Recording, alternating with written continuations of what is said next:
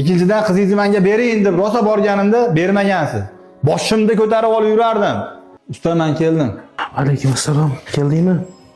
Men senga aralashmagan dedim-ku. Balgarkamiz bitgan ekan olib keldim. Aralashmasam bo'lmas edi.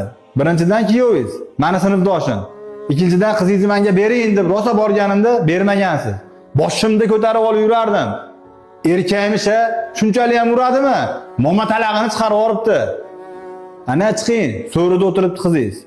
Yig'lar. Hozir kiyinib chiqaman usta. Alo, assalomu alaykum. Shu qizimizni tarbiyasiga ozgina beparvo bo'lib qolgan ekanmiz. Mani kechiring. Usta, heppimdan nima kechirim so'rayapsiz? Men gaplashib keldim dedim-ku. Yo'q, kuyov bolaga telefon qilganim yo'q. Kampirimga telefon qildim. Yoshlar urushsa, nimaga siz kampiringizdan kechirim so'raysiz? Umuman tushunmadim. Ayolimdan kechirim so'radim, shunga juda qattiq gapirardim, qattiq qo'lga qilardim. Mana endi qaytar dunyo ekan. Zo'ravonlik, yomon illatli ishlar hammasi meros bo'lib qolar ekan. Kechirim so'rash hech qachon kech bo'lmaydi. Mana 30 yil deganda birinchi marta kechirim so'radim hayotda.